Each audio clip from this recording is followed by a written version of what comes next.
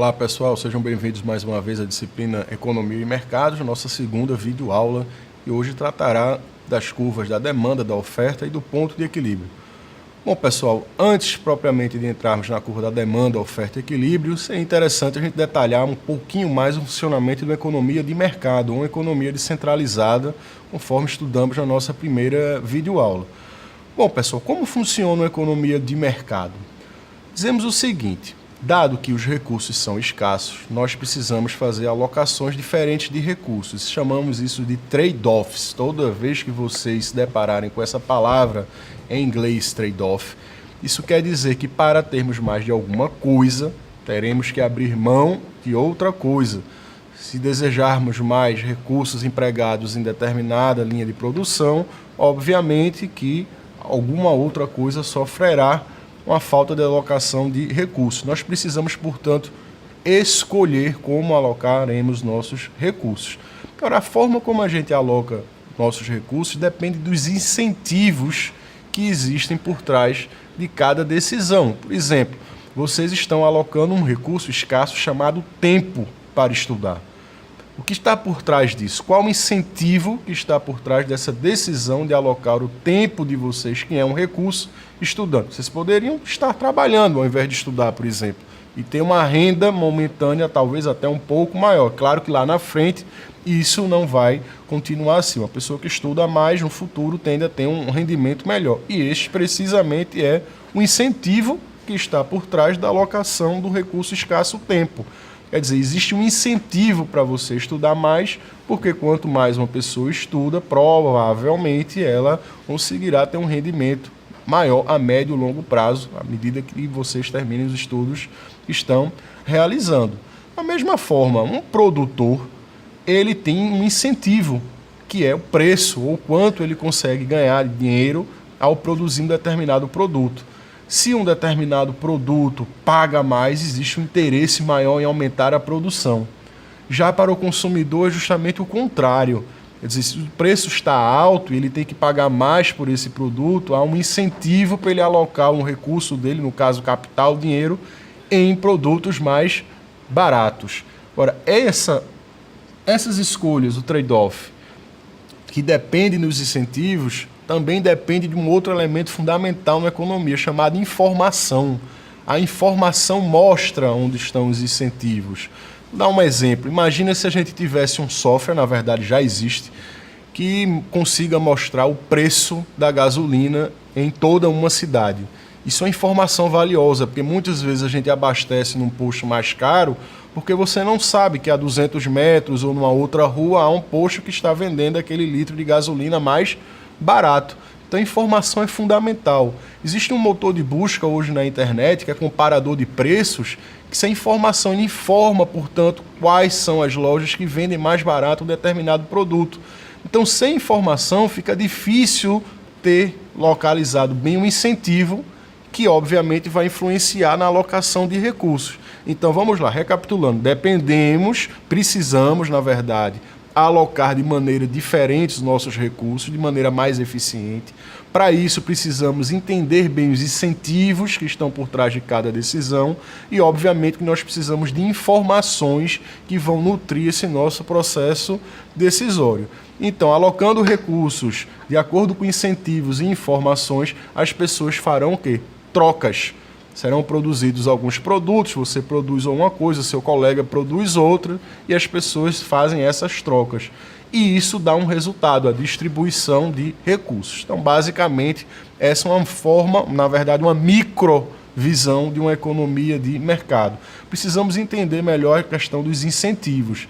E, para isso, nada melhor falar do que do mecanismo de preço numa economia de mercado. E, obviamente, que para isso nós precisamos estudar a curva da demanda e a curva da oferta. Pessoal, o que seria uma curva da demanda? Nós falamos em economia que os consumidores demandam produtos que necessitam. As pessoas têm necessidades diversas e precisam de produtos que satisfaçam essas necessidades. É claro que na decisão de compra, na decisão de consumo, são vários fatores que influenciam ou não a compra. Localização, condição de pagamento, qualidade de um produto, status de uma marca, tudo isso influencia. Mas em economia nós dizemos que, imagine que todas essas condições são constantes. Basicamente nós temos duas variáveis que influenciam muito o comportamento do consumidor, que é o preço e a quantidade. Para o consumidor, quanto menor o preço, maior a sua disposição em comprar. Ou seja, se o preço estiver baixo, eu compro uma quantidade maior. Se o arroz está barato, a R$1, nós, como somos inteligentes e respondemos bem a incentivos, o preço baixo do arroz é um incentivo para a gente consumir o quê? Mais arroz, porque está barato. E nós somos racionais, fazemos aquilo que é o melhor para cada um de nós. Agora, se o arroz subir para R$6 o quilo, esse preço de R$6 é um desincentivo ao consumo. O preço mais alto leva os consumidores a demandar menos. A quantidade demandada por arroz fica menor, dado que o preço está alto. Portanto, quanto maior o preço, menor a quantidade demandada, conforme a figura é apresentada no slide. Nós temos aqui dois eixos, nós temos um eixo preço e nós temos aqui um eixo quantidade. Vocês podem observar que por volta do preço 70, os consumidores só desejam consumir 2 unidades desse produto. Está muito caro, então as pessoas vão consumir menos. Mas vamos pegar aqui um ponto em torno de R$30. Em torno de R$30, vamos cruzar aqui com a curva, vocês percebem que talvez a quantidade demandada seja de 8 unidades. Então, à medida que o preço cai, as pessoas compram mais. À medida que o preço sobe, as pessoas demandam a quantidade menor desse produto. Então, pessoal, um exemplo da curva da demanda. Imagine que eu fosse uma sala de aula, nós temos aí um grupo de alunos, e eu perguntasse, pessoal, eu estou vendendo bombons a R$1. Cobrando R$1, quantos bombons vocês desejariam comprar? E a turma responde 10 bombons. Então tem pessoas que não querem comprar nada, tem uma pessoa que quer comprar 2 bombons, outros 3 bombons, outros também não querem nada, mas a turma como um todo demanda 10 bombons a R$1. Vou baixar esse preço para 50 centavos, faça essa enquete, essa pesquisa novamente com a turma. E a turma me diz agora que demanda 20 bombons. Baixa esse preço para 25 centavos, agora a turma quer 50 bombons. E quando eu coloco em 10 centavos o preço do bombom, a demanda por bombons é de 100 bombons. Então, a curva da demanda é a união desses pontos. Eu tenho um ponto, R$1, 10 bombons. Um segundo ponto, 50 centavos, 20 bombons. Um terceiro ponto, 25 centavos, 50 bombons. Um quarto ponto, 10 centavos, 100 bombons. Ao unir esses pontos, eu tenho uma curva da demanda. E basicamente diz o seguinte, bom, o consumidor, como ele é racional, ele pretende comprar mais, ele demanda mais um produto quando o preço está relativamente baixo. E à medida que esse preço sobe, o consumidor, obviamente, que demanda uma quantidade menor deste produto. Quais são os fatores que influenciam a curva da demanda, a curva do consumidor? Esse é o nosso próximo slide. Vocês podem perceber que o preço é o principal determinante da quantidade demandada. Ele é o principal, mas não é o único item que influencia a quantidade demandada. O número de compradores. Nesse exemplo da sala de aula, imagina que eu tivesse 20 alunos respondendo, olha, quantos bombons vocês querem a R$1, a 50 centavos? É claro que se essa turma fosse de 100 alunos, a quantidade demandada seria maior. Se a gente tem 100 alunos, a quantidade demandada tende a ser bem maior do que uma turma que só tem 20 alunos, a quantidade demandada por bombons. Então, quanto maior um país, a população de um país, a demanda por arroz, a demanda por feijão, a demanda por carne tende a ser maior, obviamente, do que um país que tem uma quantidade bem menor de habitantes. Os gostos influenciam demais a demanda. Então, imagina que em determinado momento as pessoas tinham um gosto por um determinado produto e depois de 2, 3 anos ou uma década, esse produto caiu em desuso, as pessoas já não gostam tanto assim. A cultura influencia muito isso, viu, pessoal? Por exemplo, há 20, 30 anos atrás, todo artista de cinema fumava. Todos os filmes, o protagonista fumava, o galã de novela estava sempre fumando, o professor estava sempre com um cigarro na boca, porque isso era sinal de intelectualidade. A cultura mudou e hoje praticamente ninguém pode fumar no meio da rua, senão há uma repressão social muito grande. Então isso influencia a demanda. A demanda por cigarro no mundo todo caiu drasticamente por conta dessa mudança cultural que influencia os gostos. Então um outro exemplo também, aqui no Brasil há 20, 30 anos atrás, tomar aguardente era uma coisa considerada feia. E hoje em dia já existem pessoas que são especialistas, já é um produto exportado, já é considerado fino. Então a mudança de percepção, de cultura, influencia os gostos das pessoas, que obviamente influenciam a quantidade demandada maior ou menor. Um ponto extremamente importante, né, pessoal? Renda. Se a minha renda é maior, eu posso comprar mais arroz, eu posso comprar mais feijão, eu posso comprar mais carne. Se minha renda é menor, obviamente que a minha quantidade demandada também cai. Então, a renda influencia muito a quantidade demandada. Preço de bem substituto influencia demais. Lembro de um exemplo que eu vivi na minha geração, que era o CD. Então, às vezes, as pessoas compravam um som, que era barato, mas o preço do CD era tão caro que isso inibia a compra do aparelho de som. Porque não adiantava ter um aparelho de som sem ter um CD. Esses são bens o quê? Desculpe, são bens complementares, tá? O uso de um bem depende do uso de um outro bem. Um complementa o outro. Então, bens complementares influenciam a demanda. Se o valor de um determinado bem está muito alto, ele pode influenciar na decisão das pessoas não comprar um outro bem. Produtos substitutos, na verdade, é que você pode substituir. Então, imagina que eu tenho um piloto para escrever no quadro, para dar aula vermelho, e o preço do piloto vermelho subiu absurdamente. Mas o preço do piloto preto continuou baixo. Então, obviamente que a demanda pelo piloto preto vai aumentar, porque quem comprava o vermelho passará a comprar mais preto, porque é obviamente possível substituir o piloto vermelho pelo piloto preto.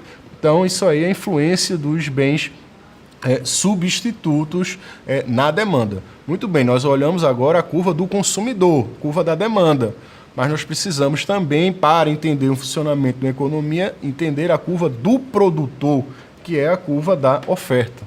Vocês podem perceber que a curva da oferta tem um comportamento contrário da curva da demanda. Para quem produz, quanto maior o preço, maior a disposição em produzir mais. Imagina que você é um empresário. Imagine que o preço do feijão é R$6 e que você consegue ter um lucro muito bom para cada quilo de feijão vendido. O seu interesse, como você também é racional, é aproveitar esse momento e produzir mais. Agora, imagine que o preço do feijão está a R$1. Talvez isso não pague suas contas, você não consiga pagar os seus funcionários, o aluguel, máquinas, etc. Isso, obviamente, é um desincentivo à produção de feijão. Quando o preço do feijão está muito baixo, talvez seja melhor produzir arroz, lentilha, soja ou alguma outra coisa que seja possível que lhe dê um rendimento maior. Então, para a curva do produtor, o comportamento é inverso. Quanto maior o preço de um determinado produto, o rendimento que você consegue oferir ao produzir aquele produto, maior tende a ser a produção, porque mais pessoas vão se interessar em produzir um produto que é rentável.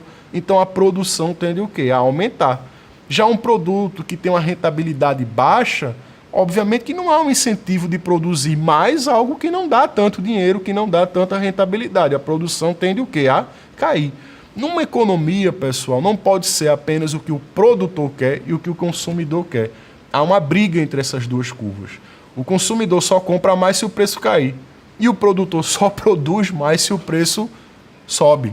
Então, antes de falarmos do ponto de equilíbrio, seria interessante também analisarmos os fatores que influenciam a curva da produção, a curva da oferta.